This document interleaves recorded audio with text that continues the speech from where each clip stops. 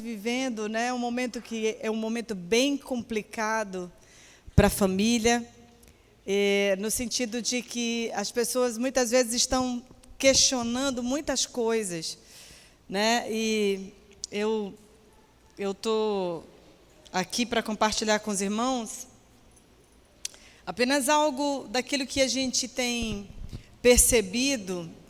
Eu já estou no Evangelho há mais de 40 anos.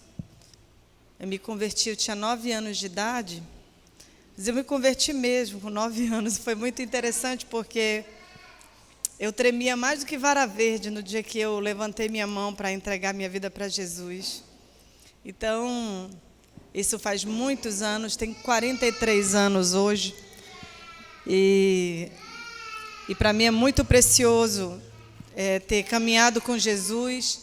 Eu tive conversando agora, há poucos dias atrás, conversando com uma pessoa, e eu tenho que me segurar para não chorar, porque essa menina, ela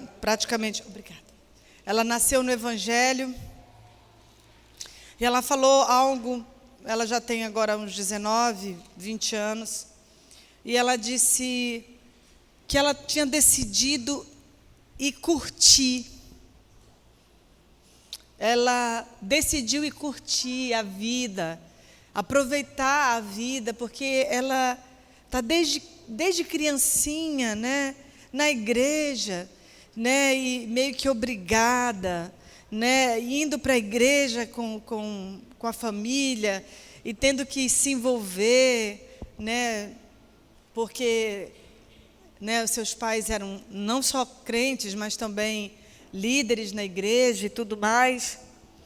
E aí eu fiquei impressionada com a conversa dela, com a fala dela, e me deu uma tristeza, irmãos, uma tristeza muito grande, que eu disse: o que você acha que o mundo tem para te oferecer?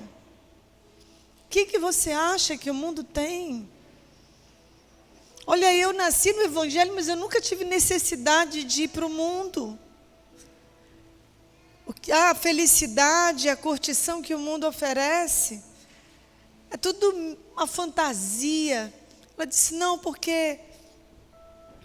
Aí ela veio com uma conversa assim, né? Não, porque eu ouvi muitas palavras ruins, palavras de maldição do meu pai, da minha avó, das pessoas, e se vitimizando. Eu falei para ela: nem te mostro as minhas cicatrizes, mas você tem escolha. Você pode decidir ser vítima ou você ser uma heroína da fé. Nós estamos vivendo nesse limiar, nesse tempo. As pessoas às vezes estão apagadas, elas estão perdidas quanto à sua convicção a respeito de Deus e do Evangelho. Não lhes resplandeceu a glória de Cristo. Elas não conseguem avançar para um próximo nível. Falei para ela, eu disse: olha, uma das coisas que está acontecendo contigo agora é porque você nunca teve uma experiência com Deus. Nunca. Nunca. Você teve uma experiência com a religião, mas nunca com Deus verdadeiro. Eu sinto muito que os seus pais não prestaram atenção, não entenderam que a maior prioridade deles era levar você a uma experiência com Deus. Mas agora você já é adulta, você já sabe escolher. Você pode pirar o cabeção e ir para o mundo, mas agora você é totalmente responsável pelas suas escolhas. Você não vai poder colocar isso na conta deles. Então, a partir dessa historinha, queria pedir para você ficar de pé, para você abrir sua Bíblia lá em Provérbios, no capítulo 22. É um recado de Deus para todos nós aqui. É um recado de Deus precioso. Muito curto esse texto, muito simples, mas muito importante. A palavra de Deus diz: não removas os marcos antigos que puseram os teus pais. Não removas os marcos antigos. Você pode repetir? Não removas os marcos antigos que puseram teus pais. Vamos orar. Pai querido, eu venho diante da tua presença, meu coração está assim, bem apertado. Ó Deus, no sentido de sentir o quanto a nossa geração, Senhor, tem sofrido os abalos no âmbito da relação familiar, tem sentido os abalos na relação entre pais e filhos. Ó Pai querido, eu te peço que essa noite seja marcada por um ponto de convergência estabelecido na cruz do Calvário. Em nome de Jesus, que teu Espírito Santo nos envolva numa atmosfera, Senhor, de revelação e de conhecimento. Ó Deus, como eu te pedi hoje de tarde, ó Deus, sobre essas famílias que estão aqui para ouvir essa palavra, ó Deus, que cada um aqui possa abraçar os princípios da tua palavra, ó Deus, de modo que aplicando esses princípios eles possam ter um resultado diferente, de ter uma experiência de redenção, uma experiência de transformação, uma experiência de aliança em família, de comprometimento de viver aquilo que o Senhor planejou de modo original e que o Senhor expressou através da sua palavra. Te peço que o Senhor nos abençoe nessa hora, em nome de Jesus. Amém. Pode sentar. Interessante que no mundo em constante mudança, a inovação é necessária se queremos ver o progresso. Porém, no afã de crescer e trilhar novos caminhos, o mundo criou aversão à palavra tradicional e a fez ser sinônimo de retrógrado, ultrapassado, fora de moda, careta. Do latim traditio, tradição significa entregar ou passar adiante. Quando falamos em tradições em família, entendemos que se trata de transmissão de costumes, hábitos, crenças, memórias e outros fatores que foram adquiridos e mantidos ao longo dos anos. Passadas dos pais para os filhos ao longo das gerações, as tradições têm grande peso na formação de todas as pessoas. Além de manter a união familiar, são responsáveis pela formação da identidade, do caráter, do comportamento e das memórias que farão parte da história do indivíduo que pode vivenciá-la. Quando se tem filhos, as tradições em família ajudam e muito no desenvolvimento das crianças, tanto no psicológico quanto no comportamental. Esses costumes também são importantes para favorecer a sensação de segurança dos pequenos, pois os hábitos contribuem para que eles compreendam o que vai acontecer e dessa forma se sintam mais tranquilos. Somado a isso, as rotinas familiares proporcionam estabilidade emocional, ajudam no desenvolvimento da personalidade e aumentam a autoestima. E eu acrescentaria mais uma coisa, a partir daquilo que a gente tem vivenciado, e tem experimentado e tem aprendido com outras famílias. Um senso de pertença. A sensação de que você pertence a uma família, a um nicho familiar, um lugar para onde você volta, um lugar que é a tua referência onde quer que tu estejas. Eu estou falando de tradição, irmãos, porque nós vivemos a geração mais iconoclasta de todas. Essa palavra iconoclasta, que parece um palavrão, né? Ela significa que é uma geração que se opõe a tudo aquilo que tem forma de tradição.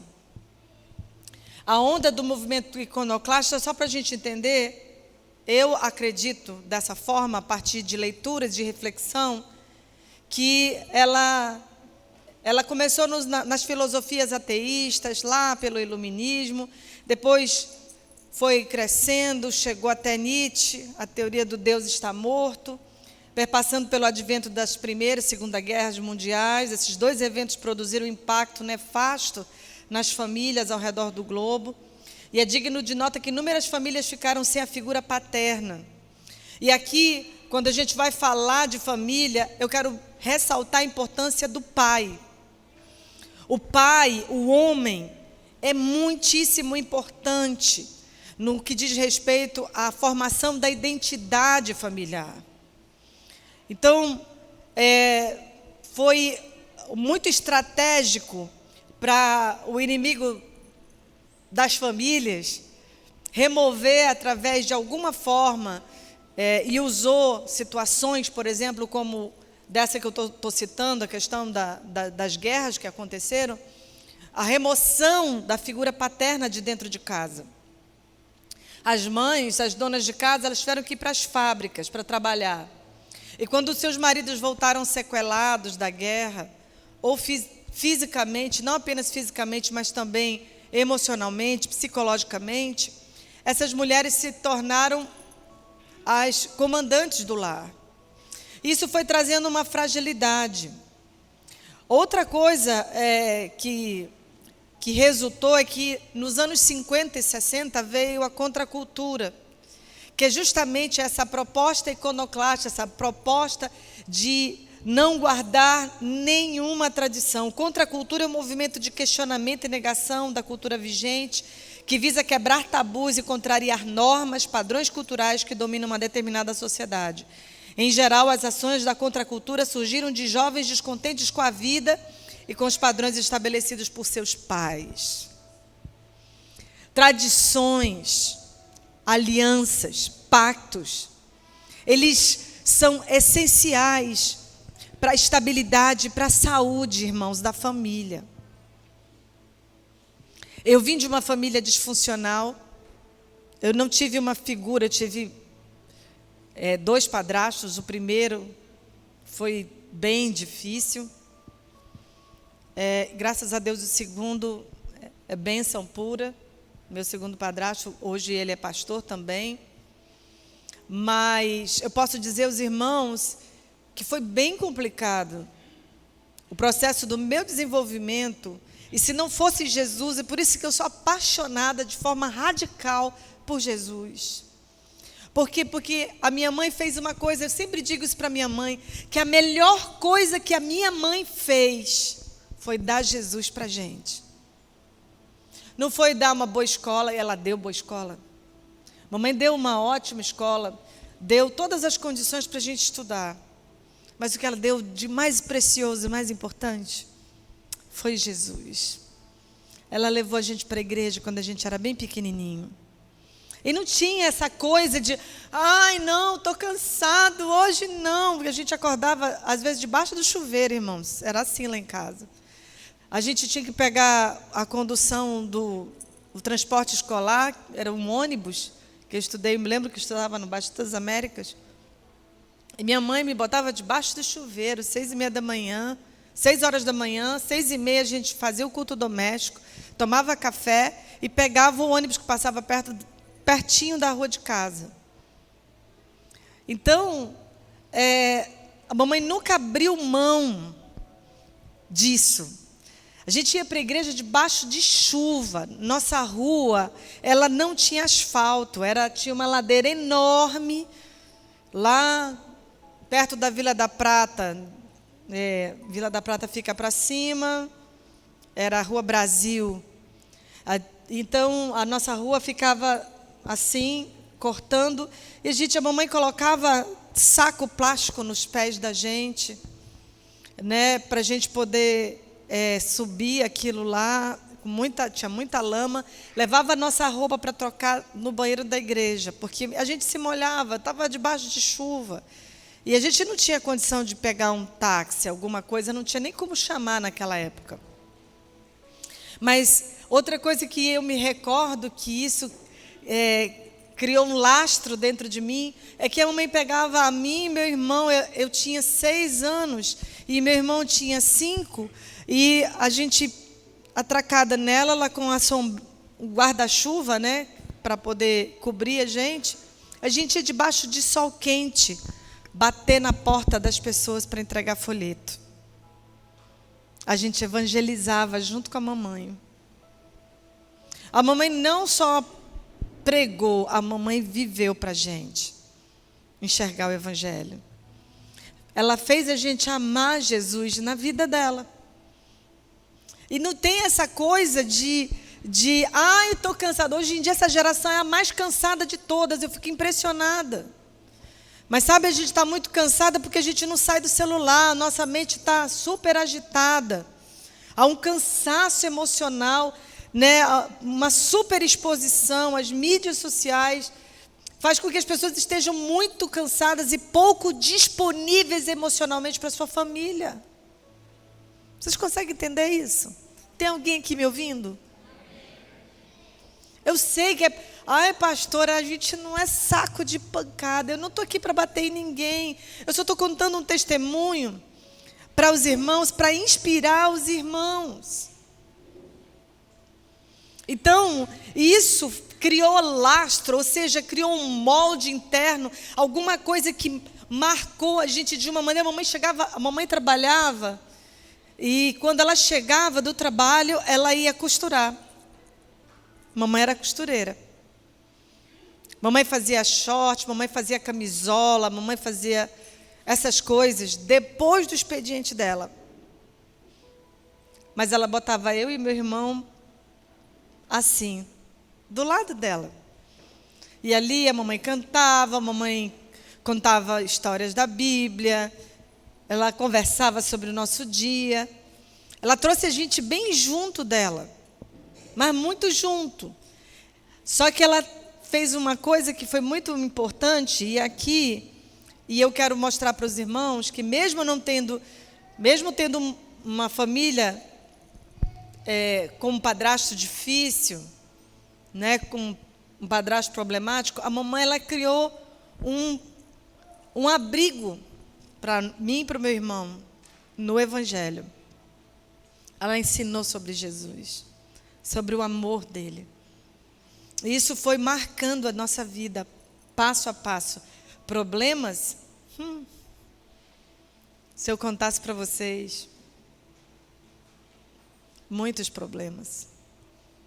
Muitos problemas. O maior pânico da minha vida era ser órfã, porque a minha mãe foi órfã. Ela não foi criada pelos seus pais. Sua mãe morreu quando ela tinha 4 anos. Ela foi criada na casa de outras pessoas. Eu tinha pânico disso. Minha mãe era cardíaca. Quando ela tinha alguma emoção forte, ela desmaiava, ficava roxa. E eu me lembro, eu tinha 9 anos, e quando eu comecei a soprar na boca da mamãe para ela voltar a respirar. E reanimar a mamãe. Porque ela era tudo que a gente tinha. Eu não conhecia o meu pai, eu fui conhecer ele com 12 anos. Mas o que eu estou querendo dizer aqui, irmãos, é que aquela pessoinha que não tem nem 1,5 m, ela conseguiu imprimir uma identidade na nossa vida. Um lastro. Através de relacionamento. Diga, relacionamento. Relacionamento é chave. Com o que você investe, de que maneira você tem investido o seu tempo. A gente tem um equívoco que eu vejo muito nessa geração, é que pelo fato de ter filho, acho que filho é uma extensão. E não é. É assim, entre aspas. Mas é um outro indivíduo, é um outro ser humano que eu preciso ganhar. Eu preciso ganhar para mim, ganhar essa pessoa para Jesus. E eu tenho que trabalhar duro. Eu tenho que ter foco nisso. Tem que ser o alvo mais sublime da minha vida. É fazer com que aquele outro ser humano descubra Jesus. Tenha uma experiência com Ele. E como eu falei antes, através do relacionamento, é que os filhos vão poder acessar Cristo na nossa vida. E não adianta, esqueça isso. essa palavra, faça o que eu mando, não faça o que eu faço. Não. Sede meus imitadores, como eu também sou de Cristo. Mas, voltando à questão da tradição, sabe o que faz a gente manter as tradições? Amor.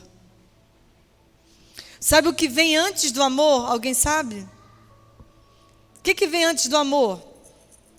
Alguém sabe? Arrisca aí. O que vem antes do amor? Confiança? É um ingrediente, mas é o respeito. Respeito. Antes do amor se estabelecer, vem o respeito. Isso é primário. Eu não vou amar uma pessoa que eu não respeito. E sabe, a palavra de Deus fala sobre o temor do Senhor, que é o princípio da sabedoria. Esse temor, ele, na verdade, não é o temor de medo, é o temor de respeito. Eu entendo que Deus não é o meu chapa, o meu colega. Então, eu tenho respeito. Eu tenho um temor respeitoso com Deus. Isso é muito importante. Isso é imprescindível. Então, é muito importante a gente entender que o respeito precisa ser estabelecido dentro de casa por uma vida coerente. Então, esse negócio de faço o que eu mando, não faço o que eu faço, não existe. A coerência precisa existir para produzir respeito e para produzir temor. Então, diz, mas eu sou tão amiga. Gente, olha, eu já estou 32 anos, eu era uma menina quando comecei no ministério, eu tinha 20 anos. Eu estou há 32 anos no ministério e eu já vi tanta coisa. Eu já vi tanto tipo de família, gente problemática, gente que a gente ensina, a pessoa bate o pé e ela faz do jeito que é mais familiar para ela, é a tirania do familiar, ela repete os erros, né? Às vezes, sabe o que acontece? Uma coisa que eu percebi ao longo do tempo, como eu falei, que quando a gente respeita, a gente ama, quando a gente ama, a gente reproduz a tradição. Eu fiz com as minhas filhas muito do que a minha mãe fez comigo, no sentido positivo. Se você perguntar para mim se a minha mãe falhou comigo, se a minha mãe errou, irmãos, eu posso confirmar de forma categórica, ela não foi perfeita. Só que eu não me lembro dos erros da minha mãe. Eu cultivo o sacrifício dela na memória. Eu cultivo a coerência dela. Eu cultivo a prioridade dela. Ela ensinou a gente a amar isso aqui. Entenderam? Eu nem lembro dos erros da minha mãe. Nem lembro. Então, uma coisa que a gente precisa aqui estabelecer e entender de uma vez por todas, a gente só guarda tradições, a gente só obedece, a gente só vive em aliança dentro de casa, na família, se tiver respeito, se tiver amor. Eu me lembro de uma família, meu Deus do céu, a menina com 13 anos pirou o cabeção, fugiu de... 13 nada, 11, fugiu com um cara. E a mãe chorando disse para mim, mas eu sempre fui amiga da minha filha. Eu digo que ela estava precisando de uma mãe, não de uma amiga.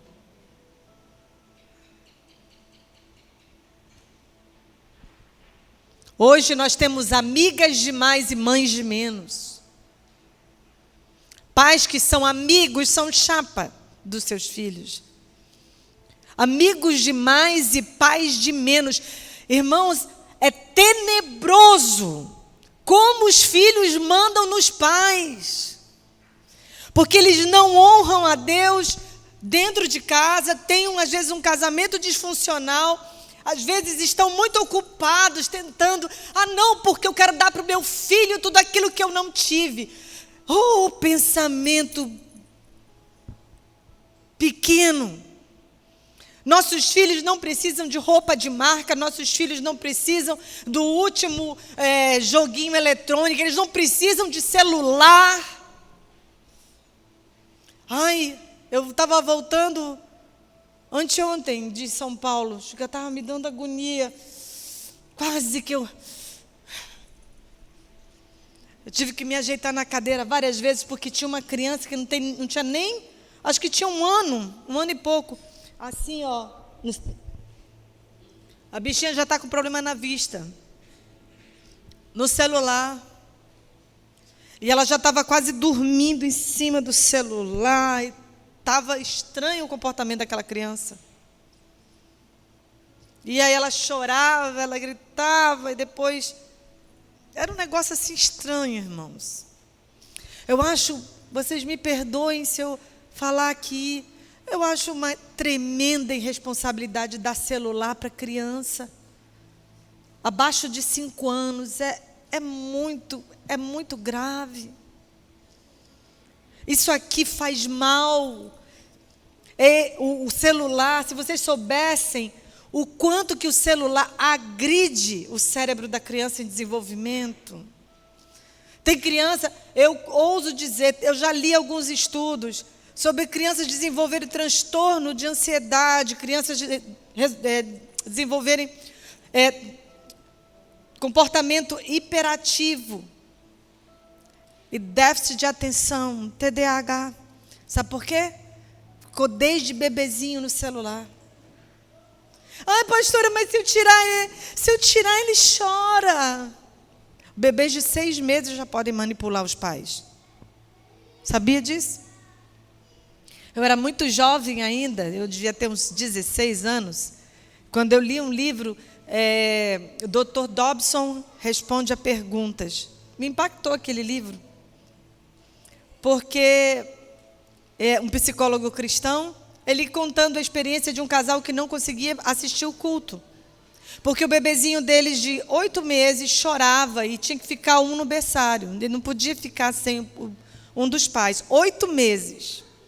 E aí ele fez atendimento com esse casal e disse, olha, o filho de vocês está educando vocês. Mas ele só tem 8 meses. E disse, olha, ou você educa a criança ou a criança te educa. É simples assim, irmãos, quem põe mania em criança somos nós. Nossos filhos vão ser nosso reflexo. Aí ele propôs para aquele casal, deixe a criança chorar 3 vezes seguida.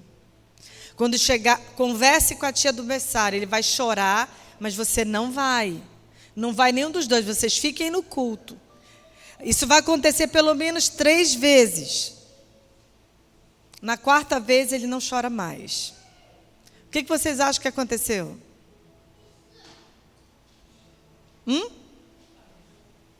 Parou ou não parou de chorar? Para. Sabe com quantos meses eu desmamei, tirei a mamadeira? Dei de mamar. A Priscila só mamou 1 mês, mas a Hannah mamou mais tempo. Mas eu parei de dar de mamar de madrugada no 4º mês. No 4º mês. Como? 3 dias sem dormir. Chorava com fome, não dava.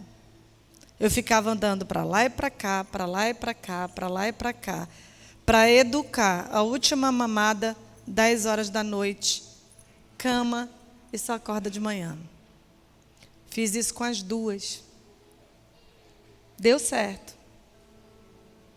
Não tinha esse negócio de, não consegui dormir direito, porque fulana ou beltrana não me deixou dormir, acorda de madrugada. No 4º mês. Ou a gente educa, ou os filhos educam a gente. É a gente que determina Os irmãos estão entendendo o que eu estou falando? Eu estou aqui utilizando algo prático. Não remova os marcos antigos. Não remova aquilo que você... Às vezes, sabe, irmãos, o que eu percebo é que tem muita desonra contra pai e mãe. Pelos erros que eles cometeram. Ô, geração cheia de direito. Essa geração. Geração carregada de culpa. Novamente... Ficam trabalhando muito para dar tudo para os filhos e não se dão para eles. É.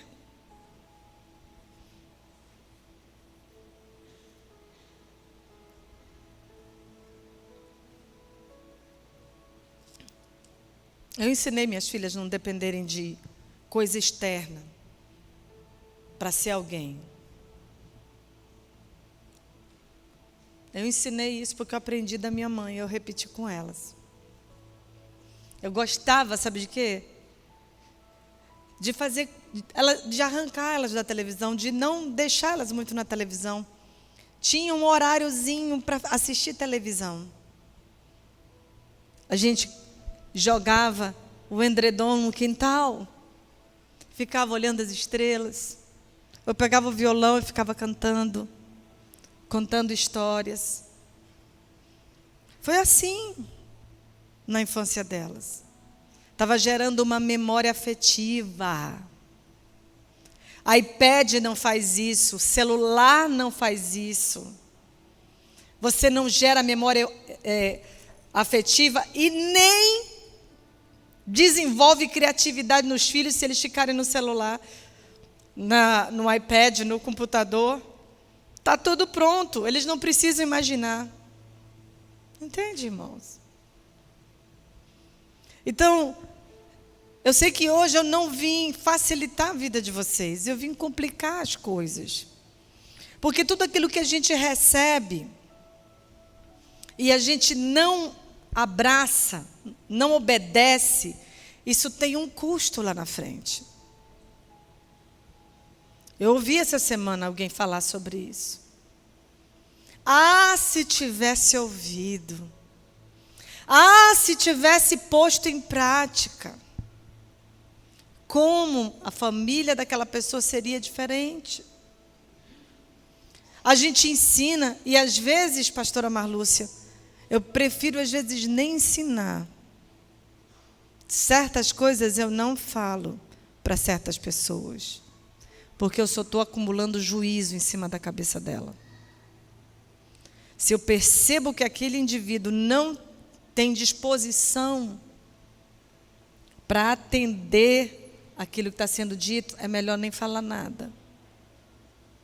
Por isso que a palavra de Deus diz que muito sofrimento terá que curtir o ímpio. E sinto muito, o ímpio não está só lá no mundo não, o ímpio está aqui dentro.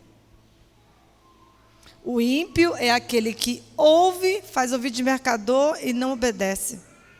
Eu posso viver como crente de maneira ímpia. É importante a gente entender que o vínculo afetivo, ele se estabelece nos 5 primeiros anos de vida de uma criança. Essa é a parte mais importante. A Priscila é a minha filha mais velha. Ela está trabalhando com toda a força, ela e o marido. Para quê? Para quando ela começar a ter filho, para tudo, para se dedicar a ter filho. Pode ter logo um atrás do outro, não tem problema não. Para ela se dedicar, para ela estar lá de forma integral, disponível para a criança. Porque é importante, eu abri mão de faculdade, eu abri mão de tudo, irmãos. E não me arrependo. Abri mão de tudo para ser mãe.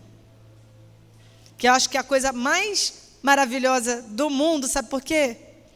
Porque você está investindo a sua vida naquilo que tem valor eterno. Essa vida vai passar, tudo isso aqui vai passar muito rápido.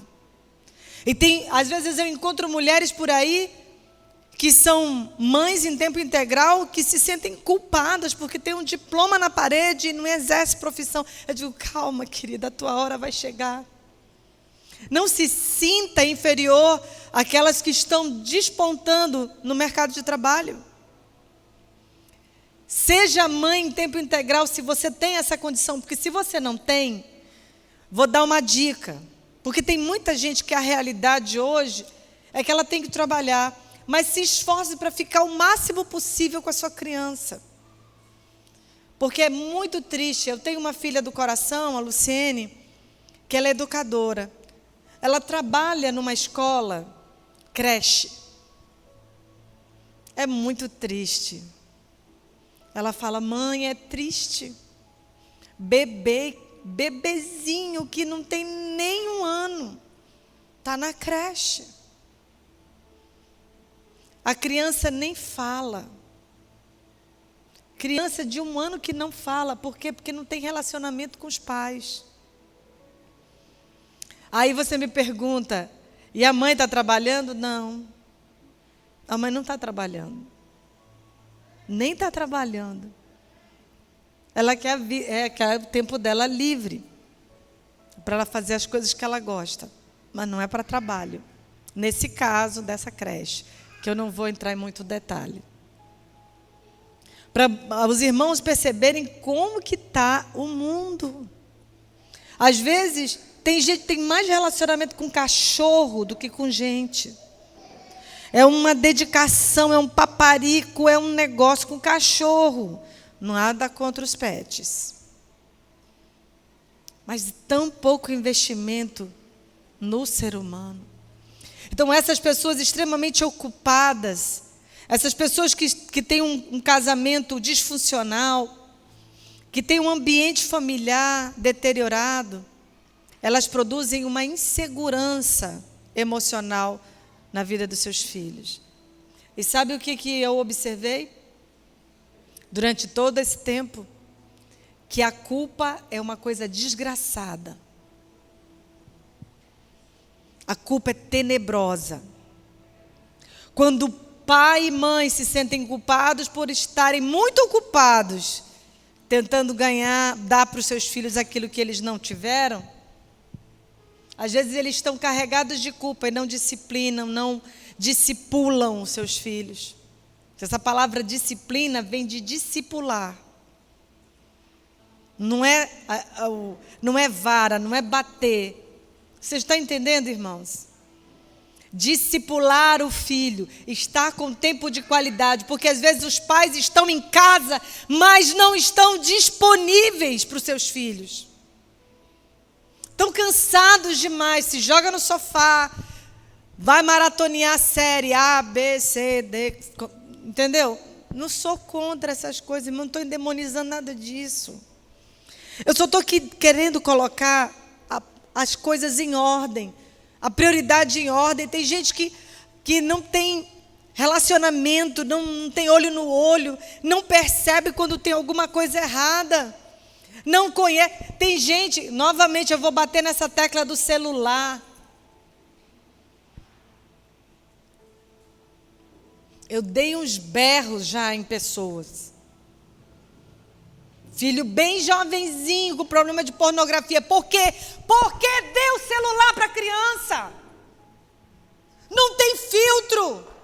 Ora, se na minha... Ah, pastora, a senhora está falando porque na sua época suas filhas não tinham celular na época que elas eram crianças.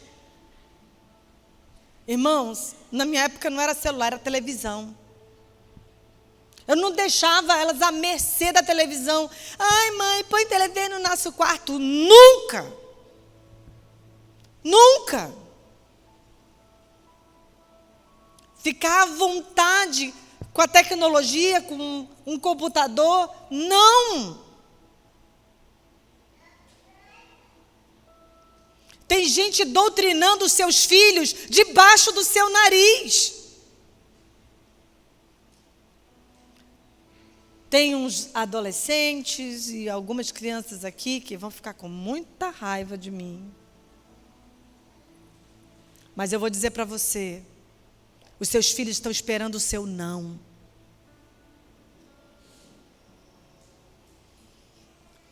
E eu me lembro de sem querer, irmãos, eu nunca fui mãe bisbilhoteira. Mas um dia eu estava passando na frente da casa e a minha filha estava atendendo um telefonema de uma coleguinha na sala. E eu ouvi, porque ela fala alto, né? Uma delas fala muito alto. Puxou para o pai. E aí ela disse, sabe, fulana, porque quando a minha mãe diz não, meu pai diz não, eles estão me amando. Se a tua mãe não diz não para ti, tem algum problema com ela. Mas é bom quando pai e mãe diz não. Gente, eu fiquei em choque. Ela tinha 12 anos na época. Eu fiquei em choque. Que eu não esperava isso dela. Não, quer dizer, não esperava que ela ia falar essa coisa tão madura, né, para a idade dela. Eu me lembro dela chegar com moda, né? Porque eles vão para a escola, quando voltam, vem cheio de carrapato, né? A gente tem que catar tudinho. A gente cata só piolho, não. A gente também cata, né, essas ideias, essas coisas, né? Eu me lembro quando uma delas, pelo tempo, talvez vocês vão sacar de quem eu estou falando. Aí ela mandou até dizer que na próxima ela vem, que escalaram ela para ministrar hoje, e aí ela não teve como escapar. Ela disse, ai mãe, compra para mim o Crepúsculo. Crepúsculo? O livro. Eu digo, por quê? Não, porque está todo mundo lendo na sala. Eu digo, é? Todo mundo? Legal. Desde quando você é todo mundo?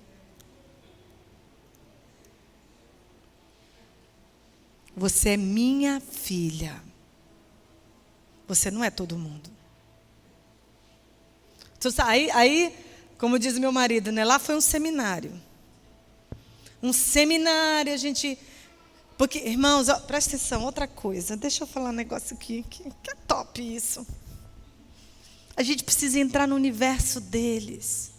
Por isso que essa coisa que eu estou falando, isso é construído desde pequenininho.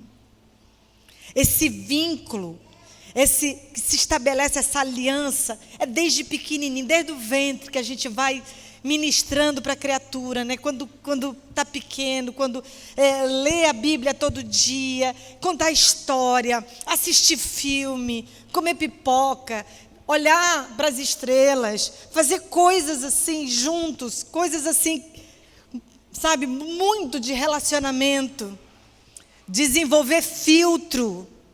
A gente diz, vocês não sabem, mas na minha casa tem um lado meu que é romântico. Amo Orgulho e Preconceito. Eu não me lembro quantas vezes a gente já assistiu, mas nós temos, irmãos, nós temos filmes de família. Que é tradicional, a gente assiste os mesmos filmes de tempos em tempos. Moda Amarela. Filme que marcou a infância da Hannah. A gente assiste. Formiguinha Z, Vida de Inseto. A Priscila é o lado mais romântico e a Hannah é o lado high-tech. Eu gosto de Star Wars. Sério. Se você me perguntar qualquer coisa, eu sei dizer. Eu que introduzi a Hannah nesse universo Star Wars. Nós fizemos uma análise espiritual do Star Wars. Falei da desgraça da culpa que levou o Darth Vader, que era Anakin Skywalker, a se tornar Darth Vader. Sério. Você entra no universo, você traz para o seu universo. Então mistura tudo. Cria-se um vínculo, algo tão gostoso. E culto depois do culto. Quantas vezes a gente chegou do culto e foi cantar na presença de Deus. Eu me lembro quando a Hannah era pequena, Um dia Deus moveu tanto no meu coração que eu cheguei do culto, eu me joguei na cozinha e estava lá falando em línguas e ouvindo: em tua presença é onde eu quero estar. E eu chorando, falando em línguas. Aí ela era pequenininha, ela foi lá, levantou meu cabelo, olhou para mim, aí foi correndo lá na sala dizer para o pai: e papai, a mamãe morreu. Elas adoram me fazer chorar. Quando elas compartilham as canções.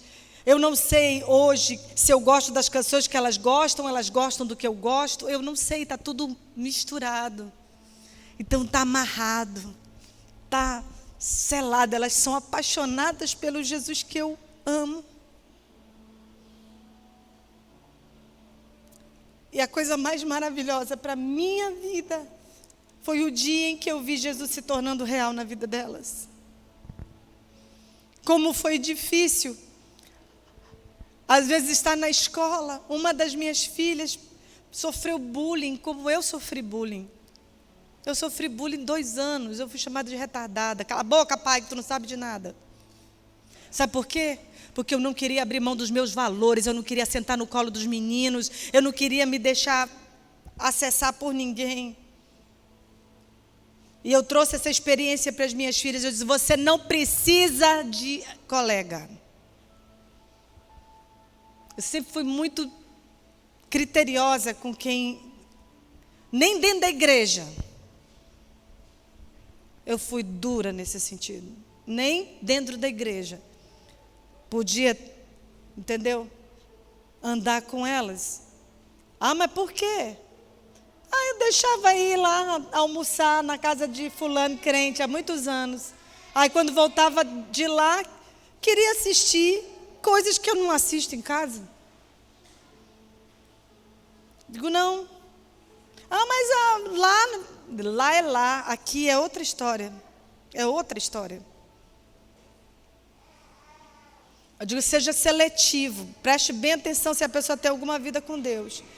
Porque se na igreja, na escola, se não tem vida com Deus, para que vai andar com você? Para que você vai andar com ela? Só para ter colega? Um dia eu fui chamada na escola. A minha cunhada sempre pagou as escolas das minhas filhas, principalmente a da mais nova. E a psicóloga me chamou. E ela disse: olha, sua filha tem algum problema, porque ela não se socializa com ninguém da sala dela. Ou ela fica comigo aqui, ou então ela fica na porta da sala dos professores. Qual é o problema? Aí eu disse: culpada sou eu. Sabe por quê? É porque ela não tem conversa, não tem ambiente. Porque as meninas da idade dela, na sala, querem falar de namorado, e ela não namora. Querem falar dessas coisas, de ficagem e tal, e não sei o quê. Não é o ambiente dela. Então eu disse para ela: é melhor você andar sozinha. Mas não se relacione, você não se sinta obrigada a se enturmar. Pode ser terrível isso, né? Mas eu sobrevivi sem ter as amiguinhas na escola. Sobreviveu também. E hoje ela agradece a Deus por ter ficado só. Por que eu estou compartilhando tudo isso, irmãos? Eu estou compartilhando meu testemunho, a minha história, para dizer para os irmãos que nossa família não é uma família perfeita, mas é uma família feliz. Nós temos nossas dificuldades, coisas que, de vez em quando precisam ser alinhadas, mas a gente precisa entender que nós precisamos preparar os nossos filhos para esse tempo. E se for necessário pagar um preço de ficar sozinho, é melhor ficar só. Melhor não ter colega, não ter turma na escola. Ser você precisa ser seletivo, ensinar seu filho a ter filtro, a ter senso crítico. Novamente, isso começa quando eles são pequenos. Não adianta. Você só vai ter poder de interferir na história dos seus filhos, em primeiro lugar, se Jesus for o centro da sua casa. Se Jesus for seu tudo. Se você viver uma realidade no Evangelho. Porque a primeira carta, a primeira Bíblia que eles vão ler é a nossa própria vida. Precisa ter coerência. Um Evangelho coerente. A segunda coisa, seus filhos precisam de pai e mãe. Se você é mãe solo, precisa de mais de mãe do que de amiga. Quando começava a levantar a voz e calar a boca, eu não sou sua parceira. Quieta. Porque eu não sou sua colega. Sou sua mãe. Ah, porque fulana, porque Beltrano disse. Não, presta atenção. Sabe quem tu tem que imitar? Eu. Estou aqui. Imita a tua mãe. Eu imito a minha. Sabe, isso foi posto à prova um dia. Não sei se você estava nesse evento, lá no Setur, que era um evento, acho que de família, de pastores. Congresso, no Setur. Priscila tinha 5 anos de idade. Priscila queria ir tomar banho de piscina, porque estava todo mundo animado para tomar banho de piscina. Vou falar uma coisa estranha para vocês. Lá vem a minha mãe, dizer para mim, não vá para a piscina. E a Priscila, toda animadinha, de maiô, todo mundo pronto para ir para a piscina, a mamãe diz, não vá para a piscina. Era de noite. Aí eu olhei para ela e disse, a gente não vai mais para a piscina. Mas mamãe, por quê? Eu disse, não, porque a vovó disse. A vovó disse para a mamãe não ir para a piscina, então eu não posso desobedecer minha mãe. Aí ela entendeu. Tá. Irmãos, 5 minutos depois que o pessoal entrou, começou uma confusão na piscina, uma gritaria. Tinha um sapo dentro da piscina e aquele povo todo estava se batendo, se machucando. Foi uma confusão. Eu virei para ela e aproveitei a oportunidade. Eu disse, você está vendo como é bom obedecer? Você está vendo? Então, sabe, é algo que você passa de geração em geração. Se você decidiu perdoar os seus pais, os erros dos seus pais, e você decidiu pegar o que houve de melhor na sua família, e aquilo que se foi só tragédia, só coisa ruim na sua família, está aqui a palavra de Deus que nos ensina quais são os padrões, quais são os fundamentos de uma família saudável. Honre isso, viva isso. Uma outra coisa, eu já vou finalizar, irmãos, não vou tomar muito tempo de vocês. Precisa haver muita harmonia em relação às figuras de autoridade. Tá bom? Se você é divorciada, não fale mal do pai do seu filho. É estupidez. O divórcio era algo que não deveria existir. Mas isso é uma realidade. Mas nunca fale mal do pai dos seus filhos. Ele pode ser a figura que for. Mas não fale mal. Pergunte para mim, por quê?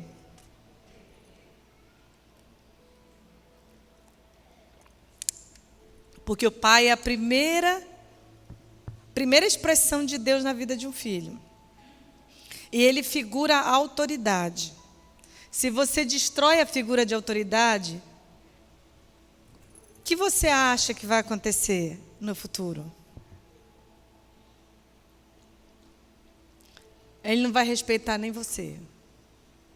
Não respeita a mãe, não. A mãe pode virar do avesso pelo filho. Mas ela destruiu a figura de autoridade, não vai respeitar Deus, não vai respeitar pastor, não vai respeitar ninguém. Outra coisa, se há uma divergência entre o casal, muito cuidado. Corram para a cruz o mais rápido possível. Daqui a pouco a gente vai convidar os casais para receberem uma oração aqui. Decida fazer um pacto, uma aliança com Deus, sabe, de focar na cruz, estabelecer a cruz no centro do seu relacionamento, para que você tenha uma família saudável, uma família equilibrada, um casamento, porque eu vou dizer uma coisa, irmãos. O casamento precisa produzir uma estabilidade emocional. Se o pai, isso é uma coisa clássica que acontece o tempo todo. Se pai e mãe, se marido e mulher não têm acordo com relação à educação dos seus filhos, sabe o que vai acontecer? Provérbios 29:15. Porque as crianças, desde pequenininha, elas percebem quando os pais divergem na educação. O pai diz sim, a mãe diz não. O pai diz não, a mãe diz sim. Às vezes dá um jeitinho só para deixar o menininho ou a menininha da mamãe ou do papai satisfeito. É tenebroso isso. Preste bem atenção, irmãos, parêntese. A gente precisa honrar a Deus na vida dos nossos filhos. É a mesma coisa, Deus não tem obrigação com a minha felicidade. Eu não tenho obrigação com a felicidade dos meus filhos. De fazer eles ficarem felizes.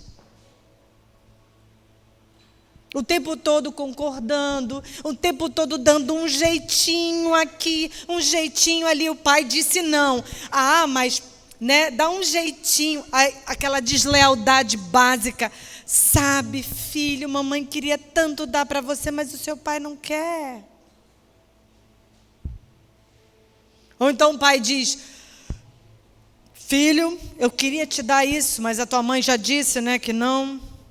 Isso é deslealdade, irmãos. Está fragilizando, a gente precisa ser um rochedo, a gente precisa ser um muro. Tem que ter, se você quer discordar um do outro, discorde dentro do quarto, lá, converse, argumente e depois se submeta. E se submeta a quem? Ao pai. Um dia nós estávamos no devocional, eu e as minhas filhas, quando elas eram... Porque tem uma diferença de 6 anos entre a mais nova e a mais velha. E a Luciene, acho que já tinha casado nessa época. Elas estavam na adolescência, a mais velha na adolescência e a mais nova ainda era criança, mas já com uma idade que conseguia entender. Nós lemos Provérbios 1:8, que tem uma palavra impressionante. Filho meu, não abandones a instrução do teu pai e não deixes a doutrina da tua mãe. O pai instrui, o pai diz, é isso. E a mãe pega esse isso e quebra em pedacinhos e pinga, pinga, pinga, pinga, pinga, pinga, pinga, pinga, pinga. A mesma coisa que o pai falou, ela continua falando. As mulheres têm o dom da comunicação relacional, então ela fica o tempo todo repetindo o que o pai falou, de outras formas ela concorda com ele. Isso cria um muro, uma parede. O filho não consegue encontrar brecha. Não tem como manipular os dois. É impressionante, irmãos, como isso funciona, como isso é poderoso. Então, o filho ouve a instrução do pai, o pai diz algo. Irmãos, se eu contasse, é porque eu não tenho tempo para falar, mas se eu contasse para vocês o impacto que isso teve na minha casa, na minha família. No início do meu casamento, eu tive uma certa dificuldade de me encaixar. Tinha muita coisa mal resolvida. Graças a Deus veio Veredas Antigas. Isso na virada do século passado. e que fez uma revolução, porque a gente colocou os princípios, os olamos de Deus na nossa casa, na nossa família. Veredas Antigas não foi só um seminário de final de semana, durou meses e meses a fio, e a gente buscando conhecer qual era a vontade de Deus para o nosso casamento. A gente criou uma muralha para proteger nossas filhas. Nessa coisa de concordância, né? O pai, por isso que é tão importante. Eu me lembro do meu querido discípulo, pastor José Luiz, que dizia que as mulheres oram por um ano, Deus ouve a oração, mas os homens, quando oram, um mês a coisa é respondida. O sacerdócio masculino. Se os homens entendessem o poder, porque eu nunca vejo nada disso, o poder da mulher que ora. Não, o poder do homem que ora. A gente tinha que ser protegido pela oração dos homens. É sério. A coisa mais linda é quando eu vejo os homens orando, quando tem congresso de homens lá na igreja, parece que vai explodir o teto. Sabe, a presença, há uma unção que produz um temor na gente quando vê esses homens de joelho, clamando, chorando na presença de Deus. Se os homens entendessem que a eles é dada a importância de imprimir uma identidade na família, imprimir uma identidade na esposa, que imprime uma identidade nos filhos, e essa família cresce forte e saudável, pronta para expressar a ideia original de Deus para a família. Ao contrário, quando não há concordância, quando não há sabedoria no relacionamento dos pais com os filhos. Provérbios 29:15. A vara e a repreensão dão sabedoria, mas a criança entregue a si mesma envergonha sua mãe. Uma criança que está debaixo da cobertura de pais que não se entendem com relação à educação dela, coitados, vão ser manipulados de toda forma por aquela criança. E ela não vai confiar nem no pai nem na mãe, ela vai confiar nela mesma. Sabia disso? Isso produz uma insegurança, produz pessoas com várias dificuldades de relacionamento. Sem harmonia e acordo, a criança passa a não confiar nas figuras de autoridade, pai e mãe. O pai é o agente de Deus, até mesmo para afirmar a identidade sexual dos filhos. Imagina, pastora Marlúcia, o Montefusco falando de menstruação para as filhas. A mãe é coadjuvante. É o pai que tem que fazer isso. Abençoar a menarca da filha. Eu me lembro, irmãos, que quando a Hannah fez 15 anos, o pai dela acordou ela com uma rosa lilás. E convidou ela para sair com ele. Ele comprou um anel para ela. Perguntou qual é o restaurante, pode ser o que você quiser, o lugar onde você quiser ir, eu vou te levar. Saíram só eles dois. Não tive nada a ver com isso. Ela escolheu uma pizzaria. E chegou lá e ele pediu o coração dela. Ele colocou um anel, o anel está todo tortinho, mas não tira aquele anel de jeito nenhum do dedo. Ele abençoou a feminilidade dela. Afirmou quem ela era, quem ela é. Isso produziu um lastro. E foi tão lindo agora no aniversário dele lá, a gente estava viajando. No dia 5 de julho, ela chorando disse para o pai dela que o pai dela era a referência dela para marido. E que a pessoa ia precisar muito parecer com ele para ser um marido para ela. E ela falou, aquelas palavras foram tão preciosas naquela hora. Tinha um outro pastor conosco, ele começou a chorar, assim, ficar com os olhos cheios de lágrimas. E ela chorando, porque ela não é muito de falar, ela chorando falou isso para ele. Mas isso foi produzido aonde? Através de relacionamento. Através dos nãos que a gente deu. Do investimento que foi feito. A gente entendeu, irmãos, que nosso primeiro campo missionário é a nossa casa. E se você perguntar, tem até um vídeo de 25 anos da redenção, em que elas dão um testemunho lá. Para elas nunca foi pesado o ministério. Nunca. Que a gente nunca deixou que o ministério pesasse. Sempre era a família, sempre a nossa família, sempre a gente junto, sempre a gente fazendo alguma coisa legal. Momentos bons, momentos maus, momentos de fartura, momentos de escassez. Então é a nossa família. Deus nos presenteou com momentos maravilhosos.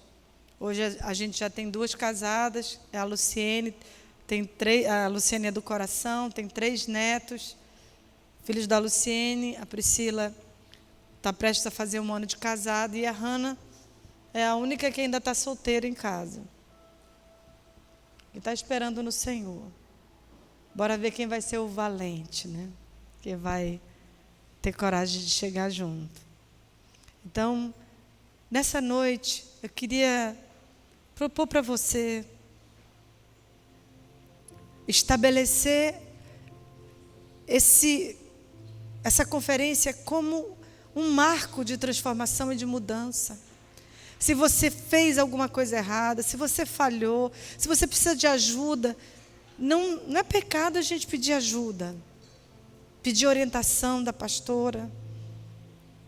Sabe? Aprenda. Honre a palavra de Deus. Aprenda. Existem princípios eternos que regem os relacionamentos. Por favor, não fique só. Não sofra. Não negligencie o conhecimento. Amém, irmãos? Então, nessa noite, se Deus falou contigo, se você tem sido permissivo, se você tem carregado culpa,